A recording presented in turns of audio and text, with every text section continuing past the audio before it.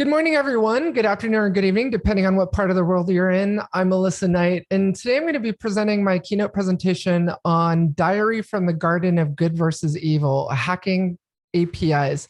And what I'm going to do is I'm going to walk through my tactics and techniques in hacking APIs, basically my kill chain when I perform an API breach. And in addition to those TTPs that I'm going to go over with you, I'm also going to go over the findings from my different attacks on APIs. So without further ado, let's get started.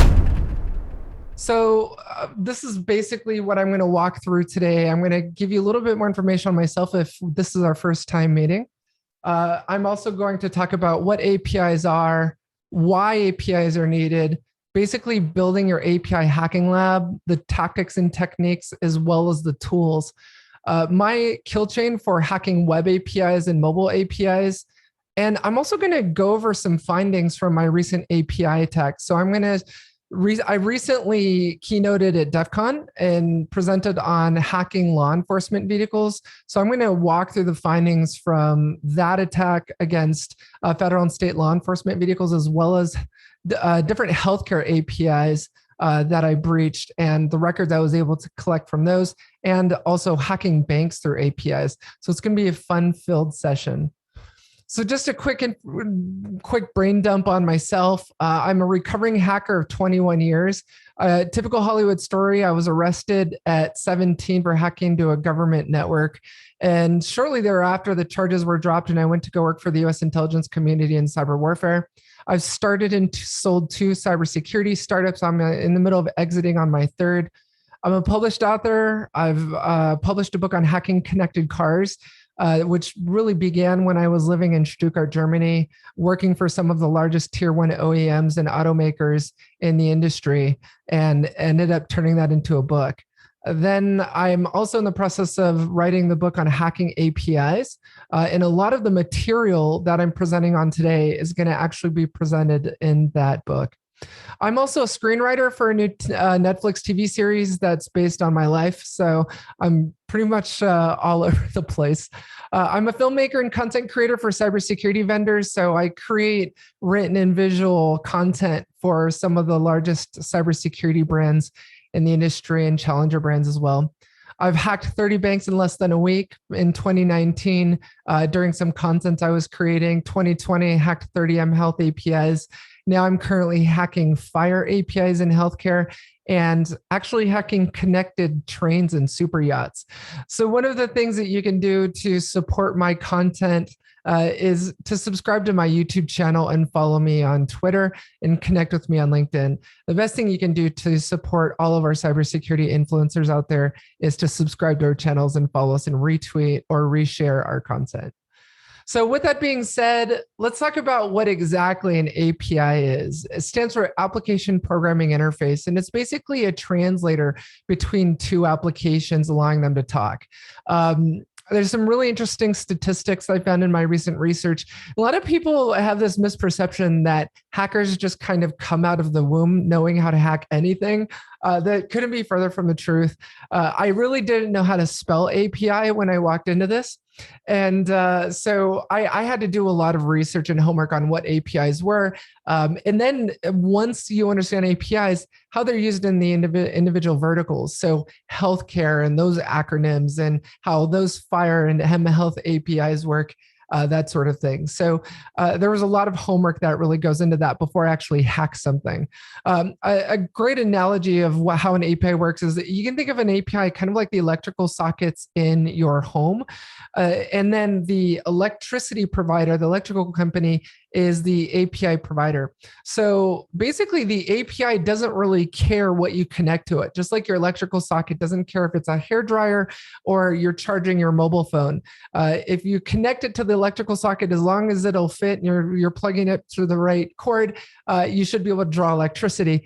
Same thing, APIs work the same way, whether it's a mobile app or a web app. That's basically what an API does, is it creates a translation between you and the electrical company. The average business actually runs over 620 APIs. And I don't really talk too much about this, but I am the CISO for a bank. And There's organizations that I've worked with and work with currently that have over 1,000 APIs in their environment. So we really are moving to this, API first world in a lot of the organizations today. And from December 2017 through November 2019, Akamai released a really startling report. 85 billion credential abuse attacks were monitored by them during those years. Nearly 20% or 16 billion were against API endpoints. Of those, 473 million were attacked organizations in the financial services industry. So as more and more API breaches occur, there's more and more statistics being collected around this. And I think for me, the thing that really hit home was that 82% of its CDN traffic that Akamai published in its 2019 report was API traffic. What exactly does that mean? It means that more than half of the traffic on the internet now is not human to application traffic. It's device to app or device to device or app to app, device to app, whatever.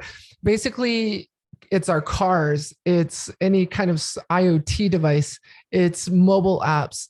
And it's the interesting thing is it's continuing to grow. So let's talk about the tools that I use when I breach an API. So you really need to look at this as really two types of APIs. There's APIs where you can communicate with them with a web client, like a web page, or mobile APIs. And the tools are going to differ depending on the attack and what I'm targeting. With web APIs, it's very simple. I'll use Burp Suite or a combination of Minim Proxy and Postman. Postman is an amazing API client. I would urge you to download it and take a look at it. There's a free, it does have a freemium model, but the free version is great and will do everything that you need it to do. The neat thing about Burp Suite is you don't actually need to run a separate service like Minim Proxy for your proxy.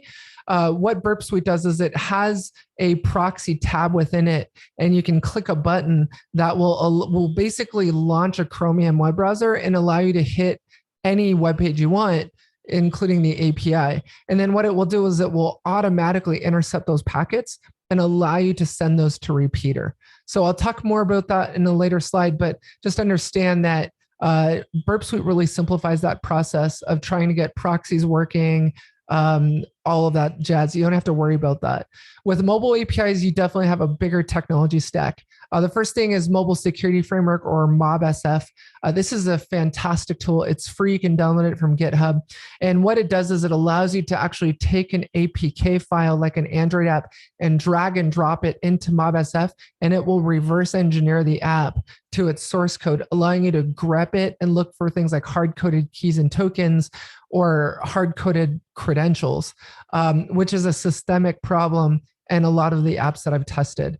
APK Extractor actually, ironically enough, can be installed from the Google Play Store. And that allows you to basically pull an APK file off of your Android device to be able to throw it into MobSF on your workstation. Next is Postman. This is that API client I mentioned, Burp Suite, Minim Proxy, Kite Runner, which is a fuzzer, and Wrestler, which is made by Microsoft. One quick note on Minim Proxy. Minim Proxy is basically this, what I like to say, woman in the middle attack tool, or man in the middle attack tool, depending on your gender identity. But basically, it allows you to run it in the background on your host, and you can point your mobile device at Minim Proxy, and it will actually decrypt the SSL session in both directions, allowing you to actually see that encrypted traffic.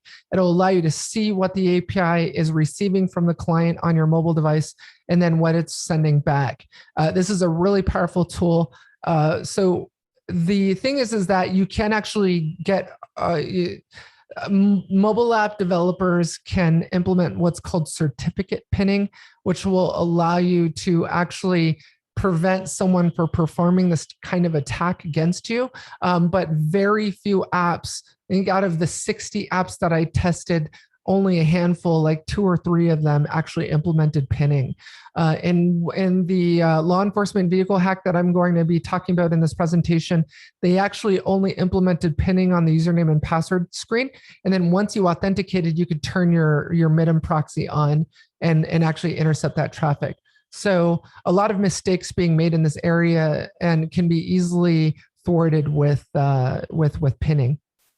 Now for fuzzing, there's two free tools that I like to use, which is Kite Runner and Wrestler. Kite Runner is a free tool you can download from GitHub. Same thing with Wrestler. Great fuzzers. I would go as far to say that if you're not fuzzing your APIs, you're missing out on vulnerabilities.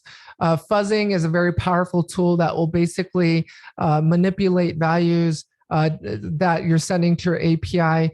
Kite Runner has actually aggregated a bunch of different Swagger files or Open API files and uses those to perform different types of tests or what's called content discovery against your APIs. So I wouldn't perform an API penetration test without fuzzing. So let's talk about your lab architecture. So this is the architecture that I used in the healthcare hacks in breaching thousands of patient records.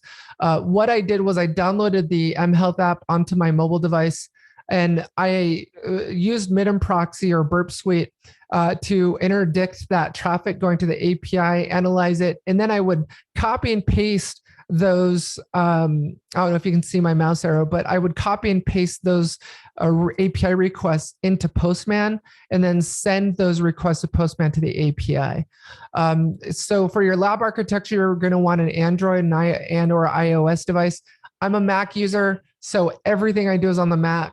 But you can actually find some articles that I've published that walk you through setting up the lab, setting up MobSF, and actually configuring your lab architecture. It's a bit lengthy, so it didn't make sense to squeeze it into this keynote presentation, but go read those articles and I provide you a step-by-step on how to do it.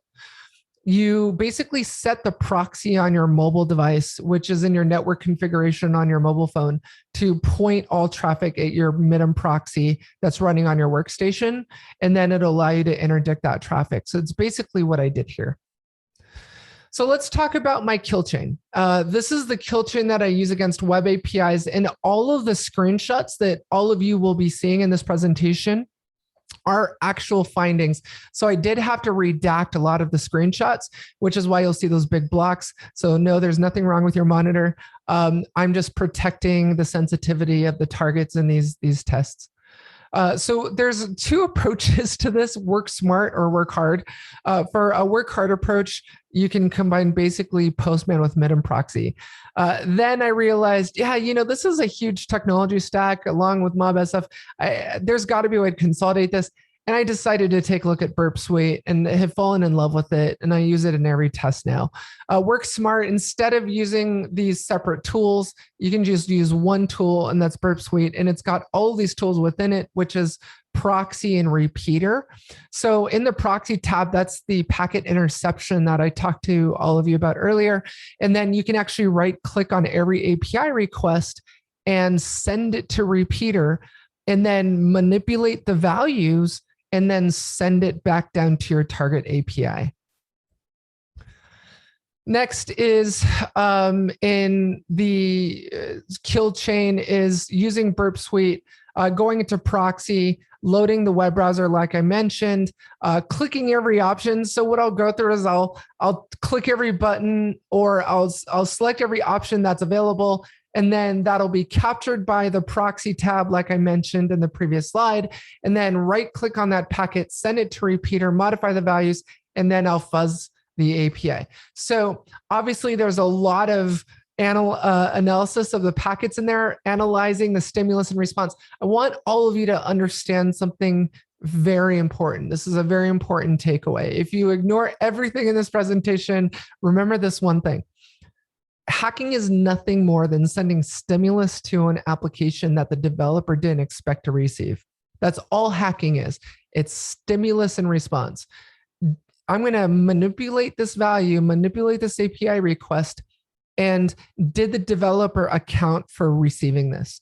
Or is the developer relying on the mobile client to filter out all the sensitive data that it's sending back? And can I just put that API request into an API client and retrieve it myself without using the mobile app?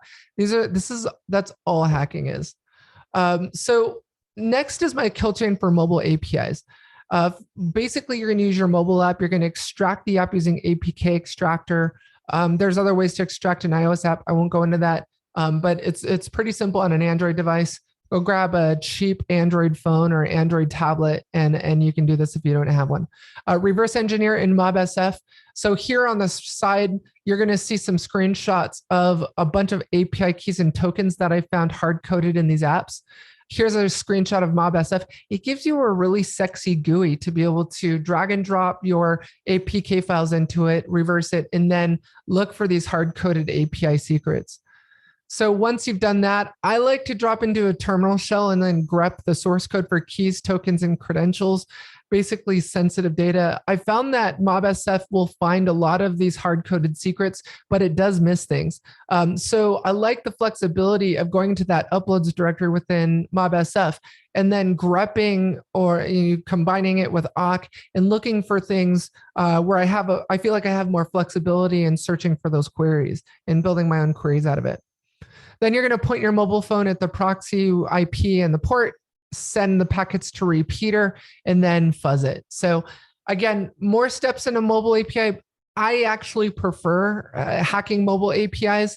I just think there's a lot more to it than a web API. I feel like I can definitely dig more into the mobile app. And that's really the threat vector, right? Is that you're putting your code out there for adversaries to download, reverse engineer, which can be done in seconds, and review your code. So hopefully you're obfuscating your code. Hopefully you're authenticating not just the user, but authenticating the device or application with an API security solution, like something that uses an SDK. Next, we're going to talk about my findings. That's what all of you are here for, right? So, my tactics and techniques, we talked about that. We talked about my kill chain. Let's talk about my findings and what I found out there and how bad it really is. So, some time ago, I was contacted by law enforcement where they reached out to me after I published my book. I think it was back in 2019.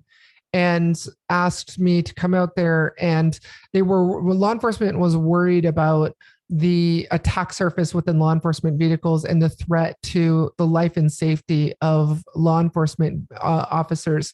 Now, obviously, while this was commissioned by the police, these affect every car on the road for this automaker. I want to say that again.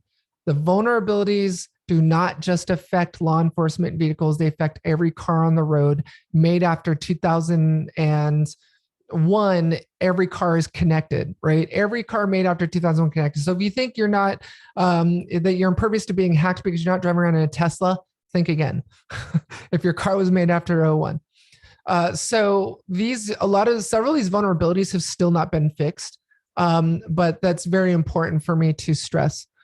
So a lot of these vulnerabilities deal with broken object level authorization vulnerabilities, or BOLA. For those of you who are not familiar with the OWASP API Security Top 10, go check it out. It's the top 10 API vulnerabilities, and BOLA is actually number 1 on that list. This is the most common vulnerability I find with APIs. Broken object level authorization, or BOLA, is very, it's synonymous to a coat check, right? So if I go to a cocktail party and I am wanting to check in my coat and my purse, and I see someone in line in front of me who has a Burberry coat and a Louis Vuitton purse that I want to steal. I see that she's given the number 18. I come up behind her, I get the number 17, and then I go off and I take a Sharpie and I change that 7 to an 8. I go back in line and I give the new number 18 to the coat check, and I go home with that Burberry coat and purse. That is a great example of a BOLA attack. I'm authenticated. I'm allowed to be there because I have that coat check ticket, but I'm not authorized to bring home that person's coat and purse. So basically, it's the same thing with an API. I'm authenticated because I have an API key or token, but I'm not authorized to request those patient records, or I'm not authorized to lock and unlock those doors. Now, the vulnerabilities I'm going to present to you today in hacking law enforcement vehicles, is the ability to remotely lock and unlock the car doors of any law enforcement vehicle, any car on the road that has an active Telemax subscription with this automaker. Not only lock and unlock the doors, but stop and start the engine. And this is all done through the APIs. So here's a screenshot of that for those of you who don't believe me. Those of you who follow me know I back everything up with screenshots for evidence. But here in this screenshot, you can see all of, this is a screenshot from Postman, by the way. You can see all of the requests to the API for this automaker. One of the vulnerabilities that I found was not only could I request to remotely control a VIN for a car that doesn't belong to me, but I can actually approve the request on behalf of the victim.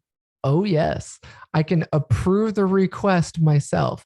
So send the request to the API to remotely control the vehicle and then say, you know what, let's not bother the victim. Let's not bother the legitimate owner. We're just going to send this API request to approve that access.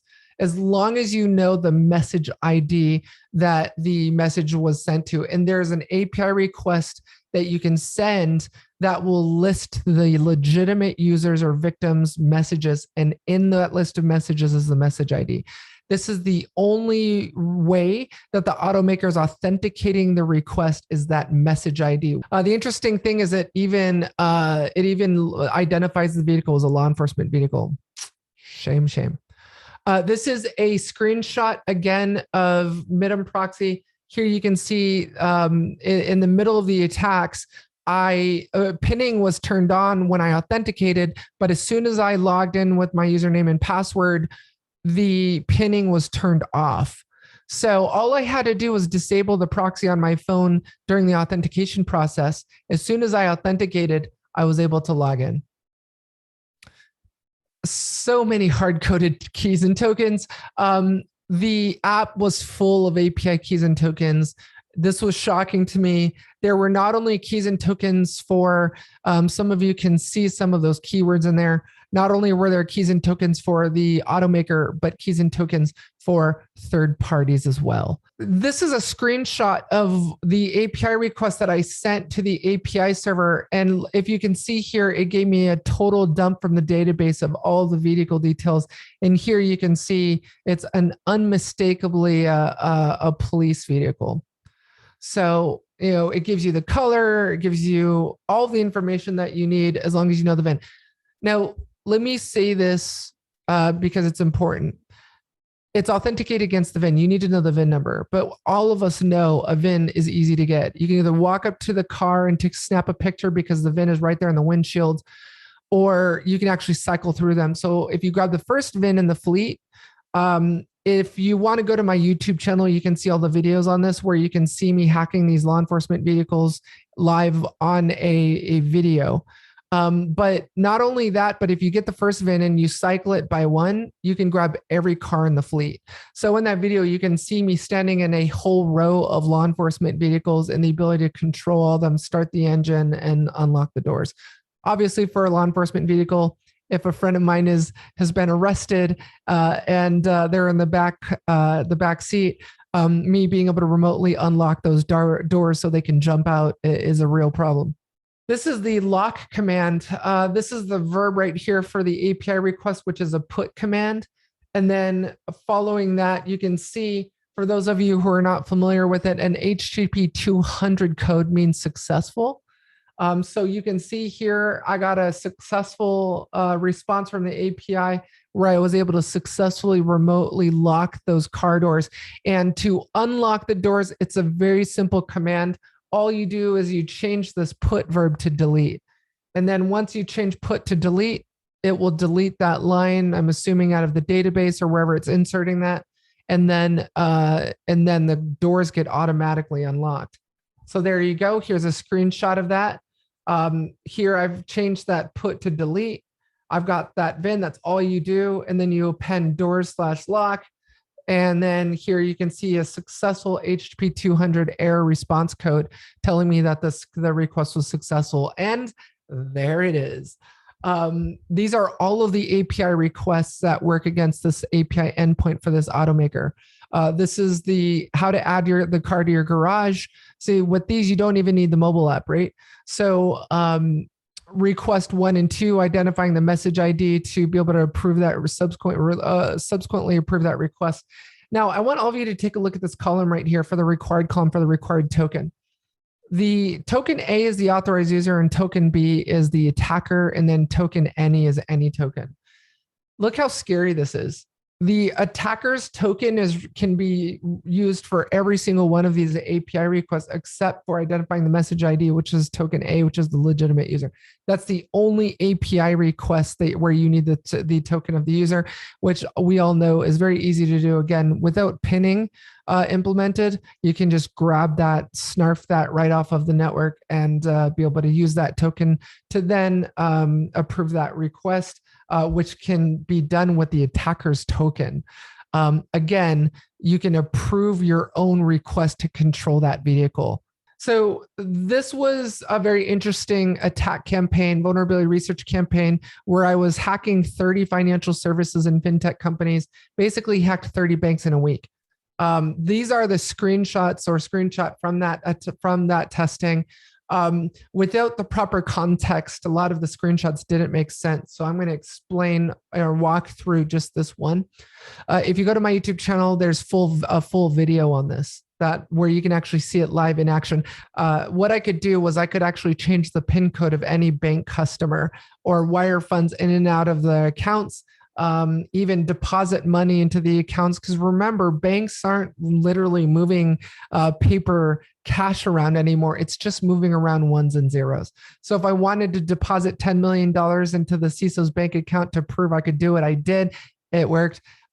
She almost wrecked her car when that happened. It was amazing. And it was during Christmas time. So she was like, this was probably one of the most epic hacks I've ever done.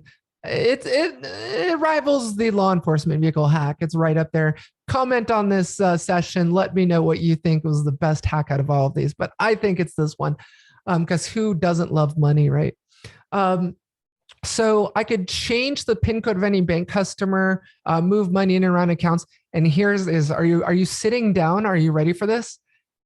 You didn't even need to be authenticated. So in one of the screenshots in the videos, there's a separate section of the video where you can see me actually disabling the cookie. I tried it just to see if I could do it. And then once I disabled the cookie, it was still responding and performing the actions. I met with the company that developed the API and mobile app for this bank. And the interesting thing here is a lot of banks outsource this. And so this company's vulnerabilities was systemic across every single one of its banks. And it was over 100 banks that were vulnerable to this. Again, I think this was my most epic hack, but whatever. It affected hundreds of banks. Really cool stuff. Here you can basically see me intercept the traffic. Again, no pinning, shame. Pasted it into Postman. And then you can see me, basically I just recreated the API request, its headers and payloads. And then getting the response, you can see success right here from the API server. If you have not seen the video, I believe it's episode 9 of Night TV. So go check it out. It's super cool. It's a great video. So that's it. That's all my slides. So again, thank you so much to HackerOne for making me the keynote for this year's Security at Conference. I appreciate the team over at HackerOne. They've been amazing. And I appreciate all of you. For those of you who know me and follow me and support my content, thank you for your support. And again, the best way that you can support content creators and influencers like myself is to subscribe to our channels, follow us on Twitter, follow me on LinkedIn, and reshare our content.